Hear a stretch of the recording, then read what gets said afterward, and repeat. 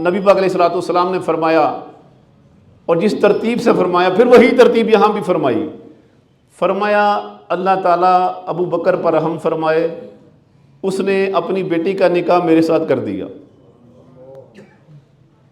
اور اس نے بلال کو آزاد کروا دیا، اور ان کے تقوی طہارت کی شان بیان فرمائی نبی پاک علیہ الصلوۃ والسلام نے، اور فرمایا کہ ہجرت کی رات وہ میرے ساتھ تھا، یعنی فرمایا جس وقت دشمن سر پہ چڑھا ہوا تھا اور وہ قدموں کے نشان سے اندازہ لگا لیتے تھے کہ لوگ کدھر گئے ہیں، قدموں کی پہچان، قدموں کی بناوٹ سے اور ان کے فاصلے سے میلوں تک وہ بندے کو پہچان لیتے تھے، ان کا کھوج اور سراغ لگا لیتے تھے۔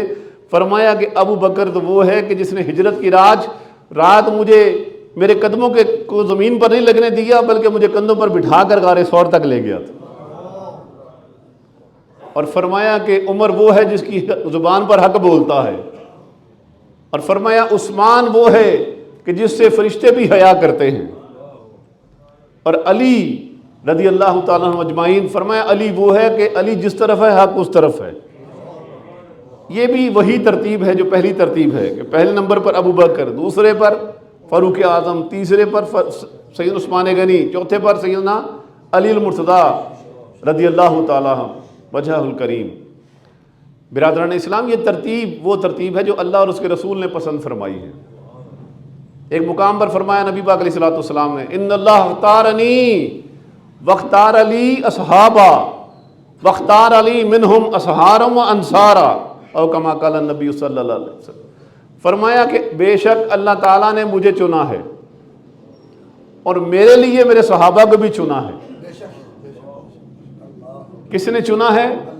اللہ تعالیٰ نے مجھے چنا، میرے صحابہ کو بھی اللہ تعالیٰ نے چنا، اور فرمایا واختار لی منہم اصحارا و انصارا، اور فرمایا اللہ ہی نے میرے صحابہ کرام میں سے میرے سسرال والوں کو اور میرے انصار والوں کو چنا ہے۔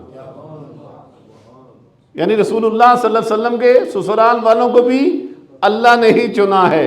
جو اللہ کے چناؤ پر اعتراض کرے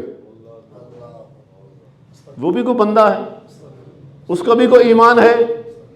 فرمایا میرے صحابہ کو بھی اللہ نے چنا، ان میں صدیق اکبر سر فہرست ہے۔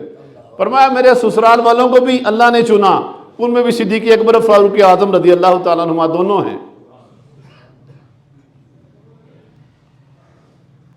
اور فرمایا اکرموا اصحابی فانہم خیارکم، فرمایا ہمیشہ میرے صحابہ کی عزت کرنا، یہ تم میں سب سے بہترین ہے۔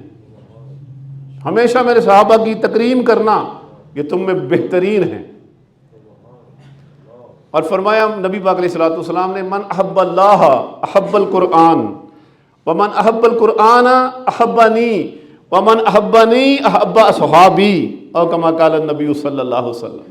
فرمایا جس نے اللہ سے محبت کی، اللہ سے محبت کا دعویٰ کرتا ہے، وہ قرآن سے ضرور محبت کرے گا، اور جو قرآن سے محبت کرے گا وہ مجھ سے بھی محبت کرے گا، اور جو مجھ سے محبت کرے گا وہ میرے تمام صحابہ سے بھی محبت کرے گا۔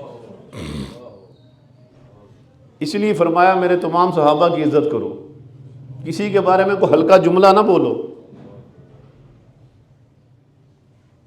اور ایک اور مقام پر فرمایا، اذا رأیتم الذین یسبون اصحابی فقولوا لعنۃ اللہ علی شرکم، اور کما قال النبی صلی اللہ علیہ وسلم۔ فرمایا اگر تم لوگوں کو دیکھو کہ میرے صحابہ کو برا بھلا کہہ رہے ہیں، ان کی شان میں نازیبہ الفاظ، کسی بھی صحابی کے بارے میں نازیبہ الفاظ کہہ رہے ہیں، فرمایا فقولوا، حکم فرمایا نبی پاک علیہ الصلوۃ والسلام نے کہ تم کہو ان کو لعنۃ اللہ علی شرکم، تمہارے اس برے کام پر اللہ کی لعنت ہے۔ برادران اسلام، یہ وہ صحابہ کرام علیہم رضوان اور بالخصوص خلفائے راشدین رضی اللہ تعالیٰ عنہ اجمعین، ان کی شانیں، ان کی مرتبے، ان کی فضیلت کا ہم اندازہ ہی نہیں کر سکتے کہ امام الانبیاء ہیں صلی اللہ تعالیٰ علیہ وسلم۔ فرمایا علیکم بسنتی وسنت الخلفاء الراشدین المہدیین، اور کما قال النبی صلی اللہ تعالیٰ علیہ وسلم۔ فرمایا تم پر لازم ہے کہ میرے طریقے پر چلو، میری سنت کو اپناؤ، اور تم پر یہ بھی لازم ہے کہ میرے خلفائے راشدین کی سنت کو بھی اپناؤ۔ اور خلفائے راشدین کی سنت، اللہ اکبر، یعنی نبی پاک علیہ الصلوۃ والسلام نے بار بار جگہ جگہ اور مختلف مقامات پر اپنے صحابہ کرام علیہ رضوان کی تعظیم، تکریم اور ان کی عزت اور فضیلت کی جو ترغیبات ہمیں عطا فرمائی ہیں، ہمیں احساس ہونا چاہیے کہ ہم کسی بھی صحابی رضی اللہ تعالیٰ کی شان میں کوئی ایسا نازیبہ جملہ نہ کہہ دیں یا لکھ دیں جس سے اللہ اور اس کے رسول ناراض ہو جائیں۔